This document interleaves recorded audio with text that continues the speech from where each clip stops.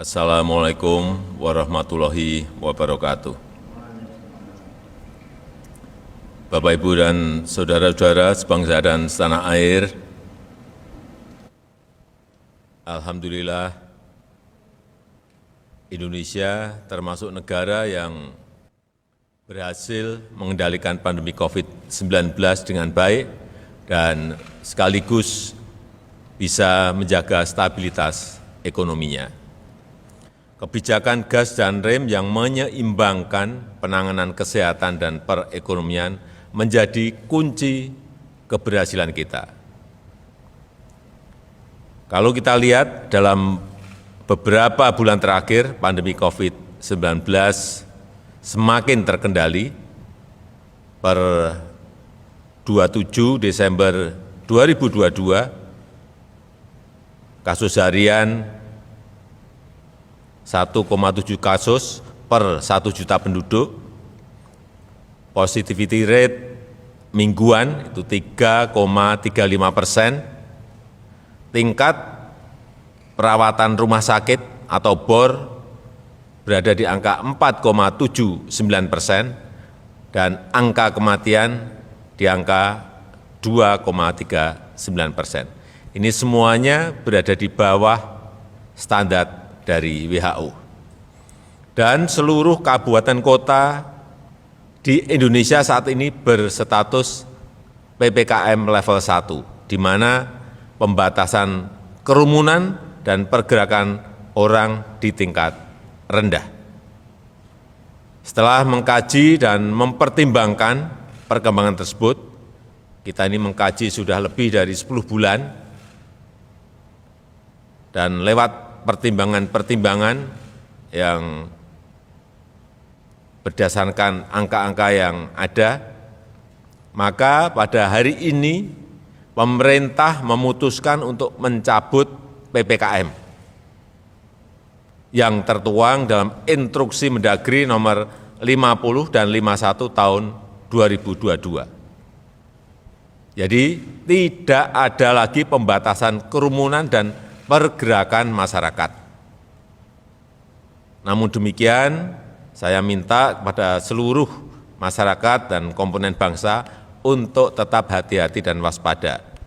Pertama, masyarakat harus meningkatkan kesadaran dan kewaspadaan dalam menghadapi risiko COVID.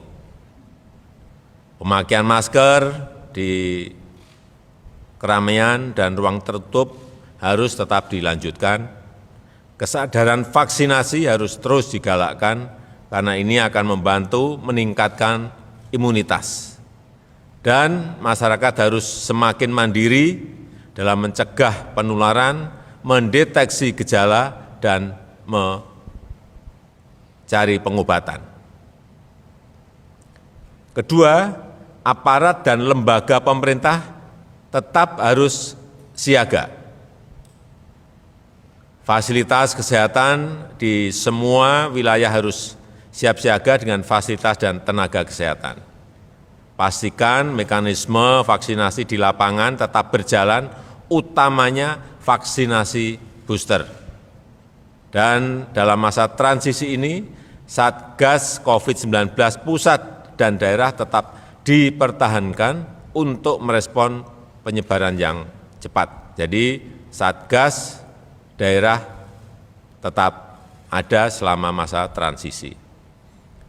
Bapak, Ibu, dan saudara-saudara sebangsa dan setanah air, walaupun PPKM dicabut, ini juga perlu saya sampaikan, jangan sampai ada kekhawatiran. Walaupun PPKM dicabut, bansos akan tetap dilanjutkan. Bansos selama PPKM akan dilanjutkan di tahun 2023, bantuan vitamin dan obat-obatan akan tetap tersedia di vaskes yang ditunjuk, dan beberapa insentif pajak dan lain-lain juga akan terus dilanjutkan. Saya rasa itu yang ingin saya sampaikan. Semoga Tuhan Yang Maha Kuasa senantiasa meridhoi segala ikhtiar bangsa Indonesia untuk mencapai Indonesia maju. Terima kasih. Wassalamualaikum warahmatullahi wabarakatuh.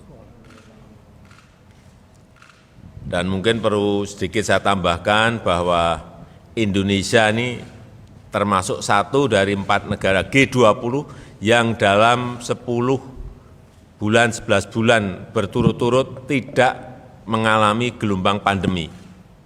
Kita ingat saat puncak Delta, kita berada di angka 56.000, dan di Juli 2021 dan di Februari 22 kita mengalami lagi puncak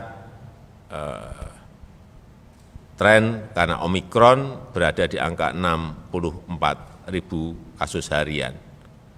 Saya kira data-data ini perlu kita sampaikan. Kemudian kondisi pandemi juga semakin terkendali.